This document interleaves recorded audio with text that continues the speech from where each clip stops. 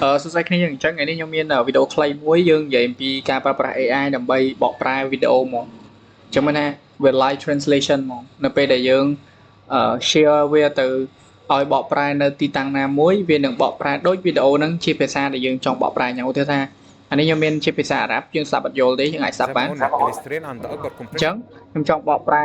ឲ្យទៅជាភាសាអង់គ្លេសអញ្ចឹងយើងលេងជា challenge ទៀតហើយយើងអាចបកប្រែបានងាយដែលយើងប្រើប្រាស់ AI មួយគឺមានឈ្មោះថា AI Studio អញ្ចឹងយើងយក AI Studio មកបន្ទាប់មកយើងយកពេលនេះ Google AI Studio คลิกកន្លែងហ្នឹងមកអានេះបើសិនបើអ្នកទាំងអស់គ្នាអត់តបាន log in យើងអាច log in បានតែដោយសារខ្ញុំ log in ហើយអញ្ចឹងជាទូទៅយើងឃើញប៉ុណ្នេះយើងឃើញយើងចុចកន្លែង playground ហ្នឹងមកវាមាន agent និង model យើងយកកន្លែងពាក្យ model នេះមកហើយយកពាក្យ real time ហ្នឹង real time voice and video with live API ពីកន្លែងហ្នឹងយើងយកវាមាន2 version វាមាន Gemini 3.1 និង Gemini 3.5 យើងយកអា Gemini 3.5 នេះមកតើវិញយើង share screen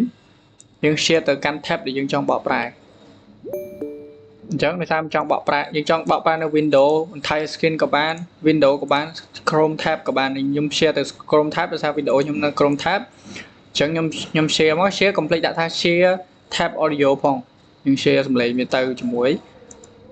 យើងចុចមកដល់មកនៅពេលដែលយើង play video ហ្នឹងវានឹង translate ទៅជា target language យើងហើយអញ្ចឹង target language ខ្ញុំជាភាសាអង់គ្លេសអញ្ចឹងនៅពេលដែលខ្ញុំ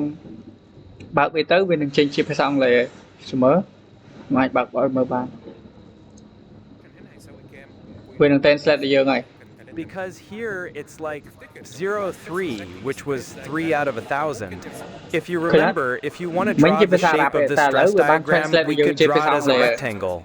Can we design this section with the stress, since you have the shape of the stress and the shape of the strain? Remember, you used to calculate the forces, and if you remember, you also calculate the stress and so on. But designing this section with the stress is very, very difficult. Why? Because if you remember, the gamma and gamma S change depending on the values of P and M. So you have to assume values for gamma C and gamma S first, and then you